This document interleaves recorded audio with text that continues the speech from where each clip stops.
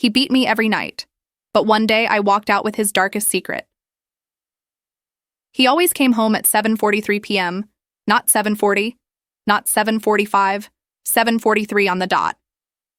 Like a human clock wound too tight. I used to glance at the wall clock every evening, praying that maybe, just maybe, he'd be late. But he never was. That night, the roast was slightly overdone. 2 minutes, maybe 3. The kind of thing most people would shrug at. But not Daniel. The door opened. His shoes clicked against the hardwood like the ticking of a countdown bomb. He hung his coat on the hook, adjusted it twice, then sniffed the air. "Burnt," he said flatly. My hands tightened around the serving spoon. "It's not burnt. Just..." The slap came faster than the end of my sentence. My cheek stung as his ring scratched the skin, drawing a thin line of blood. My knees hit the kitchen floor. I didn't cry. Crying stopped years ago. Daniel didn't yell. He never needed to. He believed in quiet control. He simply leaned down, his lips brushing my ear, and whispered, "Mistakes mean consequences." Then he went upstairs to shower, humming under his breath like he hadn't just struck me. I stayed kneeling on the tile, staring at the oven clock. 7:52 p.m., right on schedule. Later, as he ate in silence, I noticed something strange. Daniel always locked his study after dinner, always. But that night, I heard the faint click of the door swinging open, and not the usual lock snapping shut. When I peeked down the hall, the door was ajar. My heart did a strange little skip. I should have walked away. I'd learned to survive by obeying the invisible rules of this house. Rule number 4, never enter the study. That room was his kingdom. But that night, something inside me cracked.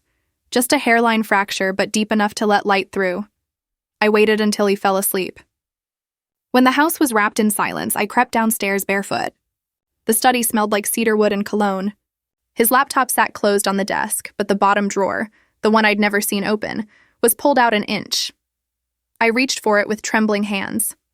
Inside, envelopes. Thick rubber banded. A metal lockbox. A camera lens wrapped in cloth. And photographs. I lifted the top photo. A teenage boy, maybe 16, tied to a chair, mouth gagged. His eyes, those eyes, were wide and desperate. My breath caught. The next photo, a different face. A different room. Same terror. I dropped the stack like it burned. For years, I thought Daniel's darkness lived only inside our walls. Bruises, whispered threats, broken plates. But these were other people. I shoved everything back, shut the drawer, and ran upstairs. My pulse was pounding so loud I thought it might wake him. I slipped under the covers beside Daniel. His arm wrapped around me in his sleep like a snake coiling its prey. And for the first time in a decade, I stared at the ceiling and thought, this house is a coffin, and he's already buried the truth somewhere inside it. The morning after I found the photographs, Daniel kissed my forehead before leaving for work like he always did. Anyone watching would have thought he was the perfect husband. His colleagues called him disciplined. The neighbors called him charming. I called him a loaded gun with a smile carved into the barrel. As soon as his car disappeared around the corner, I locked every door in the house, pulled the curtains shut, and went straight to his study. My hands were still shaking when I opened that bottom drawer again. The photographs were there, exactly where I left them. Only this time I noticed a small flash drive wedged beneath the metal lockbox. Black, sleek, easy to miss. I slid it into the pocket of my sweater like contraband. My laptop was old and slow, but it booted up eventually. I plugged in the drive and held my breath. Project Sable, client list, video files, encrypted, archives. I clicked the client list first, names, dozens of them. Some I recognized, local business owners, a city councilman, even a judge. Next to each name were dates and amounts of money. Tens of thousands, hundreds. It wasn't just abuse. It was something bigger, something organized. The Project Sable folder contained documents in legal jargon I didn't fully understand. But one phrase repeated itself again and again. Acquisition and processing of assets. Assets. People. My stomach churned. Then I made the mistake of clicking Archives. The folder opened to a list of video thumbnails. I hovered over the first file. The preview showed a dimly lit room, concrete walls, a single chair. Someone sat tied up, blindfolded. My finger froze over the mouse. I couldn't watch. Not yet. I yanked the flash drive out and shoved it deep into my sock drawer. beneath old sweaters he never touched. That night, Daniel came home at 7:43 p.m. again. He kissed me, complimented the food, laughed at a story from work. It was normal. Too normal. And that made it worse. I could barely look at him without hearing those silent screams trapped inside that USB stick. The next few days, I played the role of the obedient wife more perfectly than ever. Dinner ready. House spotless. Makeup hiding any bruises. Smile just wide enough to be believable. But behind that mask, I was watching. He had a pattern. Every Thursday night, he disappeared for 2 hours between 10 p.m. and midnight. He said it was gym time. I'd never questioned it before. But now, I noticed his shoes would return muddy. Not gym shoes. Work boots. So on the third Thursday after I found the flash drive, I decided to follow him. I parked my car 3 blocks away from our house and waited until his black SUV pulled out. My hands were clammy on the steering wheel, but adrenaline had replaced fear. I followed at a safe distance, headlights off. He drove out of the city, down a winding road I didn't recognize. Finally, he turned onto a private gravel path, disappearing behind a set of rusted gates. From a distance, I could just make out the outline of an abandoned factory, or what looked abandoned. I killed my engine and waited. After 20 minutes, the gates opened again. Another car went in. Then another 3, 4, all black SUVs. My heart was hammering against my ribs. Something was happening in there. I crept closer on foot, sticking to the trees along the fence. Through a crack in the metal, I saw faint lights flickering inside the building. And then, voices. I strained to listen. Daniel's voice was one of them, calm, authoritative, like a man giving instructions. The shipment arrives Tuesday. Keep the merchandise separated. No mistakes this time. Merchandise. My blood ran cold. I snapped a quick photo through the fence. Just a blurry shot of the building and the SUVs lined up. Then I ran back to my car before someone could spot me. Back home, I stared at that picture for hours, my mind spinning. My husband wasn't just abusive. He was involved in trafficking, human trafficking, maybe worse. And I lived under the same roof as this monster. That night he came home and casually asked, "Did you leave the curtains open this morning?" My chest tightened. "No, why?" He said, tapping his wedding ring on the table. Tap, tap, tap. It was his way of letting me know he noticed everything. I smiled. Maybe the wind. He stared for a moment too long before finally nodding. From that night on, I knew. If I wanted to survive, I couldn't just leave. I had to destroy him. But to do that, I needed proof. More than one photo. More than suspicion. I needed to catch Daniel Walker with his darkest secret laid bare, and I only had one chance. In the days that followed, my life turned into a silent performance. One wrong step, one misplaced glance, and the curtain would fall with blood on the stage. Daniel didn't know that. Every time he left for work, I slipped into his study like a thief. I memorized passcodes, photographed documents, copied encrypted files from his laptop onto my own. But the deeper I went, the darker the labyrinth became. The flash drive had more than just names and numbers. After hours of carefully bypassing his password-protected folders, I uncovered a hidden file labeled Trials. Inside were videos. Real ones, not movies. Not staged. Each video showed different people, bound, gagged, terrified, being tested in underground rooms. Sometimes there were men in suits watching behind glass walls. Sometimes Daniel himself was there, giving orders with the same calm voice he used to ask me to pass the salt at dinner. My hands trembled so violently I had to pause each time. But I forced myself to keep going, screenshotting every file, every timestamp. I wasn't just gathering evidence. I was documenting evil. The next phase of my plan was dangerous. I needed someone on the outside. Someone who could help me without tipping Daniel off. The police? Impossible. Too many names on that client list were police. Friends? He'd isolated me from all of them. Then I remembered Grace. She was a nurse I'd met years ago during a hospital visit after falling down the stairs. She'd slipped me her number, whispering, "If you ever need help, real help, call me." I never had. Until now, I used the public library's computer to send her an encrypted message. Within a day, she replied, "Meet me Sunday, 3 p.m., old train station. Come alone." The train station was abandoned decades ago, overrun with vines and cracked windows. Perfect for a conversation no one should hear. Grace looked older, wearier, but her eyes were still sharp. I showed her some of the screenshots. She went pale. My God, Daniel Walker. He's on the hospital board. He donates to shelters. It's all a mask, I whispered. He's running something big. Trafficking. Torture. I think some of those kids are missing persons. I need to get this to someone who can take him down. Grace exhaled slowly. I know someone in investigative journalism. Underground network. Not police.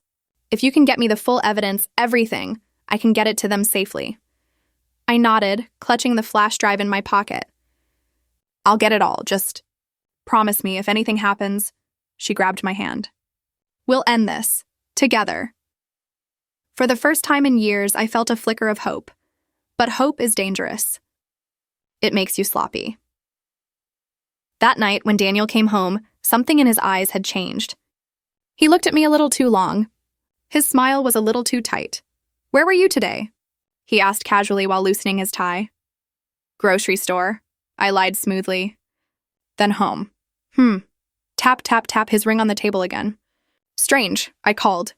You didn't answer. My pulse quickened. He never called during the day. I must have left the phone upstairs, I said lightly. He watched me. Then, without warning, he reached over, grabbed my wrist, and twisted it hard. Pain shot through my arm. Don't lie to me, he said softly, his face inches from mine. You're terrible at it. I forced a shaky laugh. I'm not lying. He held my gaze for a few seconds more, then released me. His smile returned as if nothing had happened. Dinner smells good. I excused myself to the kitchen, my heart hammering. He was getting suspicious. I had to accelerate the plan. For the next week, I became a ghost inside my own house, carefully moving between fear and strategy. Every night while Daniel slept, I duplicated his entire laptop hard drive onto an external disk I'd hidden in the air vent behind our bed. It took days, but I got everything. Ledgers, client communications, encrypted trafficking routes, blackmail footage. I also planted a small microphone in his SUV, one I'd ordered online months ago and hidden in a drawer.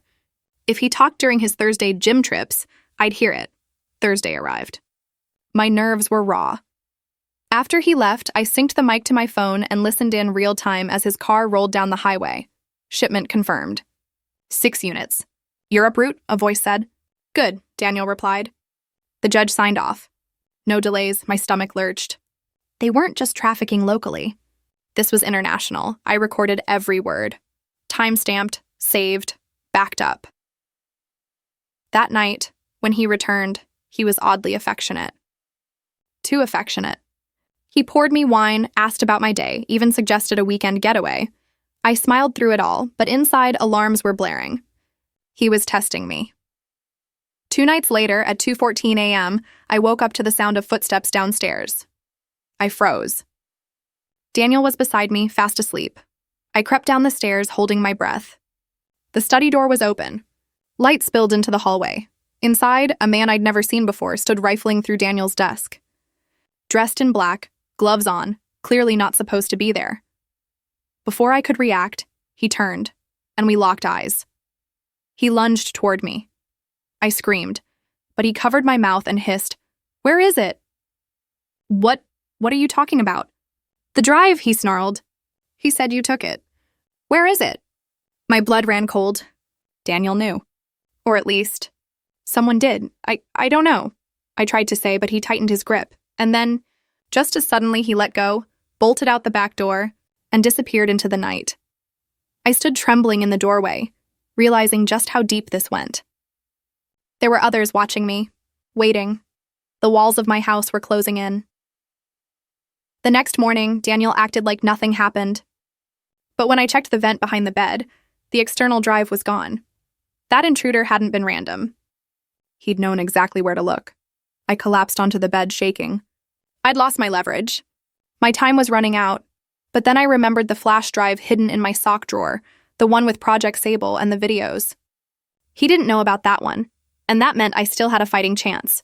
But if I wanted to win, I couldn't just sneak anymore. I had to strike. The house was too quiet. That kind of silence that feels like it's waiting for something to break. I stood in the hallway staring at the family portrait Brad had forced me to pose for 3 years ago. My smile in that photo looked like a stranger's, a doll. I pressed my thumb against the glass until it hurt, then whispered to myself, "Tonight, I stop being her." In my pocket, the recorder was already running. Not on my phone, he'd checked that too many times. This was an old voice recorder Jonas had given me, the kind reporters use, small, reliable, taped under the lip of the kitchen counter, right where his voice always carried when he got angry. I checked the other trap, a tiny camera tucked inside the smoke detector in the living room. If tonight went the way I planned, I'd have both his words and his face. No more he said, she said. No more doubting looks from cops. No more sticky notes with useless case numbers. This time, the house itself would testify. The clock struck 9:03 p.m. That was Brad's usual arrival time. Like clockwork. I'd made his favorite steak, medium rare, perfectly timed. Everything looked normal. My heart wasn't. Headlights cut through the curtains. The garage door groaned open. I forced myself to stay still, wiping my palms on my jeans once, twice, 3 times. The front door opened with its usual heavy slam. "Where's my drink?" His voice. Calm, too calm. "In the kitchen," I answered, steady. I didn't turn. If I looked at him too early, he'd read my face. He always did. He walked in, the smell of cologne and whiskey hitting first. His keys clattered onto the counter, right above the recorder. He grabbed the glass I'd prepared, took a long drink, and leaned against the island like a king surveying his castle. "You've been quiet lately," he said, eyes narrowing. "Just tired," I replied. "Long week?" He nodded slowly, almost like he believed me. Well, maybe you're finally learning." I wanted to throw the knife in my hand straight into his smirk. Instead, I set it down gently and wiped the counter. Every movement deliberate. Every second, the recorder was collecting more of his arrogance. "Brad," I said softly, "can I ask you something?" He raised an eyebrow. "Depends." I turned to face him fully. "The girl in the motel video. Who is she?" For a heartbeat, the world froze. His eyes sharpened like a blade being drawn. "What did you just say?" "You heard me?" I kept my voice calm, but my heart slammed against my ribs like a drum. "Who is she?" He stepped closer. "Where did you see that?" "In your office. You've been going through my things?" I didn't answer. That was my answer. His smile disappeared. "You're making a very dangerous mistake." I took a step back, deliberately toward the living room camera. "No, Brad, the mistake was yours.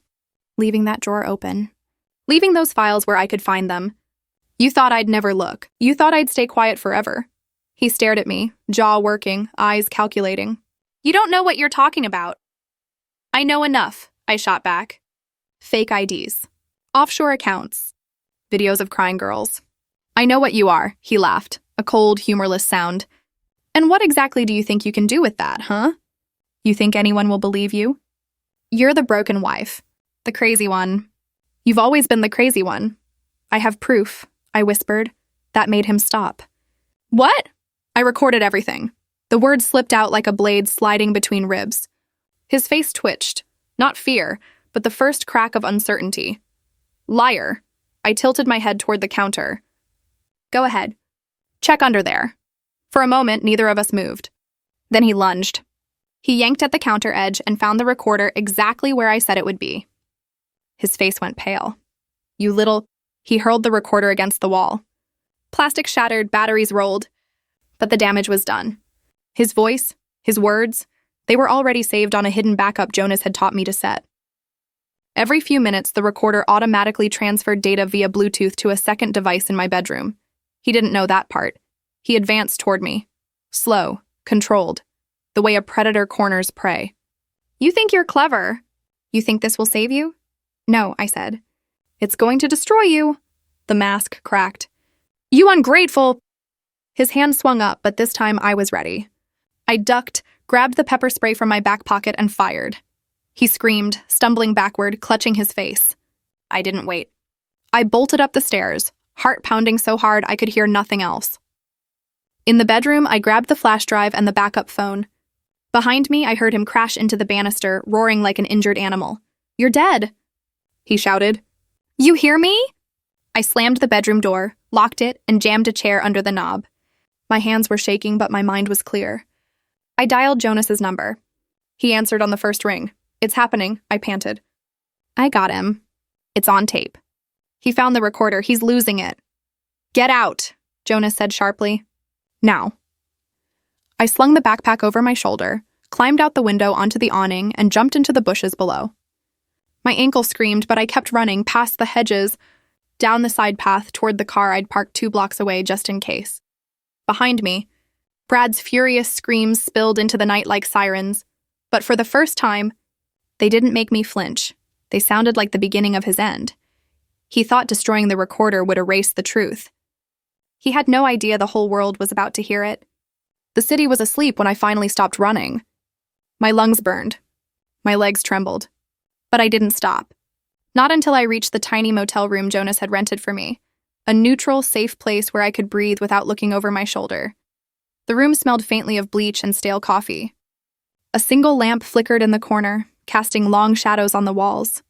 I dropped the backpack onto the bed and pulled out the flash drive, the backup phone, and the documents I had gathered. I sat on the edge of the bed, hands trembling, staring at the evidence that could destroy a man's entire carefully constructed world. Every ID, every video, every offshore account, every photo of those terrified girls, all of it was in my hands now, and I realized something terrifying. I had survived him, but surviving wasn't enough. He had to pay. Jonas arrived an hour later, quiet as the night. His presence was solid, reassuring. He didn't look at me like I was fragile. He looked at me like a partner, like someone who understood that justice sometimes required fire. You ready? He asked, voice low. I nodded. Let's burn it all down. We worked quickly. Using an anonymous burner network Jonas had set up years ago, we created a portal for the evidence. Every file, every video, every screenshot uploaded. Each file timestamped and encrypted, but the link accessible to journalists, authorities, and select online platforms. Then we wrote a concise summary. Daniel Walker, billionaire philanthropist, abuser, and alleged trafficker. Verified evidence attached. Anonymous source. Please investigate immediately. Click. Send. Within minutes, the first email pinged a major investigative journalist. Within an hour, the first tip made it to a local news blog. By morning, Twitter, Reddit, and TikTok were buzzing. Clips of his videos circulated. Screenshots of offshore accounts and fake IDs spread like wildfire. And me? I stayed in the shadows, watching. Meanwhile, Brad's morning began like any other. Or at least, that's what he thought. He poured himself coffee, scrolled through his phone, expecting calm praise from his followers and the usual domestic harmony at home. Instead, notifications erupted. Emails, messages, posts, links to his crimes, his lies, his victims. He froze at the first video, the motel girl. She was alive in the frame, shaking, whispering, please. His hand trembled as he realized the whole world had seen what he thought was hidden forever. He ran through the house, yelling. Windows shook. Furniture toppled. He smashed the camera in the living room and ripped his laptop from the desk, but every second counted against him. The backup copies had already gone online. Every attempt to destroy it locally was irrelevant. The truth was already public. By noon, reporters were calling, strangers were posting updates, and former friends, colleagues, and associates started coming forward. More victims emerged, emboldened by the flood of evidence. The police could no longer ignore it. FBI agents arrived at his home mid-afternoon. Brad tried to fight, to claim it was a setup, to blame me. But the evidence didn't lie. And neither did the world. He was arrested in his study, screaming and flailing, his perfect public image crumbling into dust. Cameras captured every moment. His face, once polished and charming, was now raw, furious, exposed. I watched from a dusty motel room in another state, curtains drawn, coffee cold beside me. My phone buzzed constantly, messages from journalists confirming the story, updates on arrests, and tips from other victims. I barely recognized the woman in the mirror. Shorter hair, eyes alert, jaw set differently. She was stronger. She was free. And for the first time in years, she wasn't afraid. I whispered to myself, you hit me every night, but now the world hits back. The aftermath wasn't clean. Daniel Walker had lawyers, friends, and deep pockets. But the tide had turned. Public opinion was merciless. His accounts frozen. His influence shattered. Victims had support. Investigations began in earnest. People finally believed. I started receiving calls from other survivors, messages of thanks and solidarity. One girl from the motel video contacted me weeks later. Her voice quivered as she said, "I don't even know your name, but thank you. You saved me." And for the first time, I let myself smile. Freedom was small at first. I moved cities, changed my name, my appearance. I learned to laugh without fear, to cook without anxiety, to leave the house without checking every corner. But I never forgot the lessons he had tried to teach me: fear, silence, obedience. Now, every time I looked in the mirror, I saw resilience, power, and truth. He thought hiding behind wealth, charm, and fear could silence me forever. But the world had other plans. If you or someone you know has ever felt trapped, abused, or silenced like this story, and also don't forget to subscribe our channel, it means a lot to us. Awareness can save lives. And remember, even in the darkest places, there is a way out.